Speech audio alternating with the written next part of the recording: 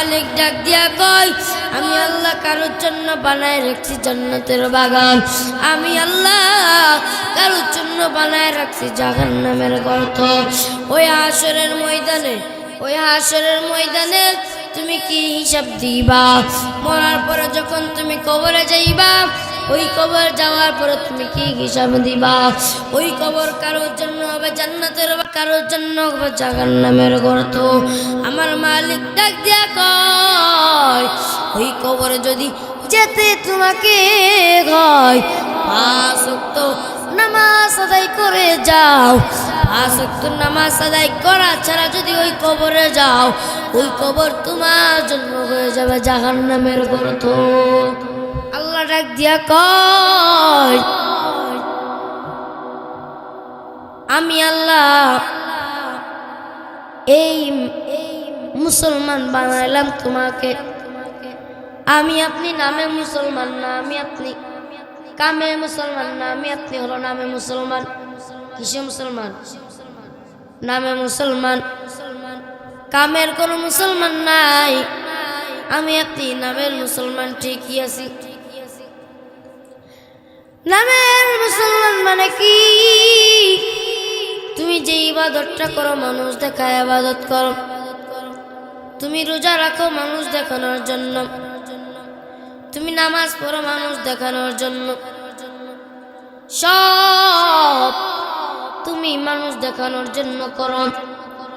কিন্তু আমার আসমানের মালিক ডাক দিয়া কয়, আসলে বান্দা তোরা খাঁটি মুসলমান হইতে পারো নাই, তোমরা কোনো নামে মুসলমান আসো। ও বান্দা, কোন সময় যেন তোমার মরণ হয়ে যায়, এই মরণ হওয়ার আগে তোমরা খাঁটি মুসলমান হয়ে তারপরে তোমরা কবরে আসো। আমার আল্লাহ পাক রব্বুল আলামিন বলেন, ও নবীর উম্মতের আশিকের দল, শুনিয়া নাও, আমার মালিক ডাক দিয়া কয়, আমি আল্লাহ ওই কবরখানে এমন ভাবে বানাইলাম, ওই কবরটা হবে 3.5 হাত একটা মাটির ঘর। ওই কবর কারোর জন্য হবে জান্নাতের বাগান, আবার কারোর জন্য হবে জাহান্নামের গর্ত। ওই কবরের ভিতর যখন তুমি যাইবা, তোমার জন্য 2টা ফেরেশতা আল্লাহ পাঠায়া দেবে। 2টা ফেরেশতা এসে তোমাকে প্রশ্ন করবে, মার রব্বুকা মাদ দীনুকা মান নবিয়ুকা, রবের পরিচয় দাও, ধর্মের পরিচয় দাও, রহমাতুল লিল আলামিনের পরিচয় দাও। ও বান্দা, যদি তুমি আমি মুসলমান হয়ে থাকি, আমার মালিক ডাক দিয়া কয়, যদি তুই মুসলমান হয়ে থাকো, আমি আল্লাহ যে ফেরেশতা 2টাকে পাঠাবো, পাঠানোর সাথে সাথে যখন তোমাকে প্রশ্নগুলো করবে, এই প্রশ্নগুলো করার সাথে সাথে বান্দা তুমি জবাব দিবা, আমার রব হলো আল্লাহ, আমার ধর্ম হলো ইসলাম, আমার নবী হযরত মুহাম্মদ সাল্লাল্লাহু আলাইহি ওয়াসাল্লাম। আর যদি বান্দা বেনামাজি থাকো, উত্তর দিবা কি জানো? আমার নবী ডাকতে কয়, ও নবীর উম্মতের আশিকের দল, শুনিয়া নাও, ওই কবরে যাওয়ার পরে যখন তোমাকে প্রশ্ন করবে, মার রব্বুকা মাদ দীনুকা মান নবিয়ুকা, রবের পরিচয় দাও, ধর্মের পরিচয় দাও, রহমাতুল লিল আলামিনের পরিচয় দাও। বান্দা যদি বেনামাজি হয়ে থাকে, উত্তর দিবে লা আদরি, আমি কিছুই জানি না, আমার রবকে আমি আমার রবের পরিচয় জানি না, আমার ধর্ম কি আমি আমার ধর্মের পরিচয় জানি না, আমার নবীকে আমি আমার নবীর পরিচয়টাও পর্যন্ত জানি না।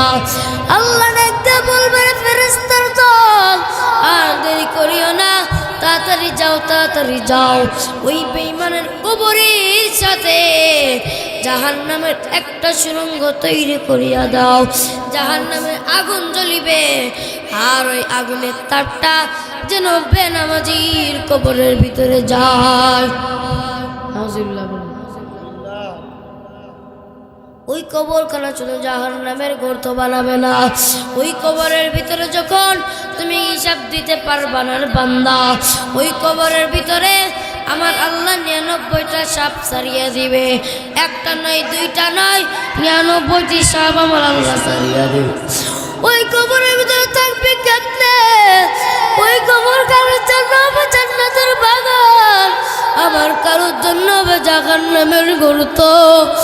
ওই কবরে যখন ওই সাপগুলো তোমাকে একটা সবর মারবে, তুমি ওই সাপের আযাব সহ্য করতে পারবা না রে বান্দা। ওই সাপ যখন একটা সবর মারবে, তুমি 70 গজ মাটির নিচে ঢুকে যাইবা। ওই সাপ যখন একটা সবর মারবে, 70 গজ মাটির নিচে তুমি ঢুকে যাইবা। আমার আল্লাহ ডাক দিয়া কয়, ওই সাপগুলো আবার তোমাকে টান দিয়ে বের করবে ওই মাটির নিচ থেকে। আমার আল্লাহ এত দয়ার, আমার আল্লাহ এত মায়া। আমার আল্লাহ ডাক দিয়া কয়, আমি আমার বান্দার জন্য শুধু একটা উসিলা খুঁজব। যদি কোনো ব্যক্তি ওই হাসরের ময়দানে পাড়ি দিতে পারে, আমার আল্লাহ ডাক দিয়া কয়, কবরে যে পাশ করতে পারবে, আমার আল্লাহ কবর হাসর মিজান ফুলসিরাত তার জন্য সব কিছু পার করিয়া দিবে। যারা বলেন সুবহানাল্লাহ। আমার দয়া মাওলা রে,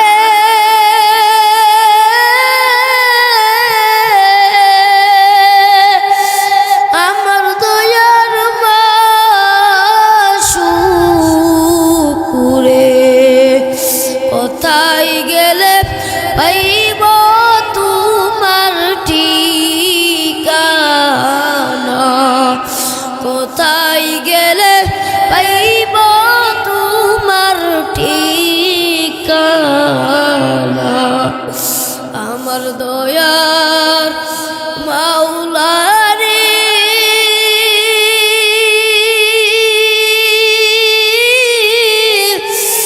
আমার দয়ার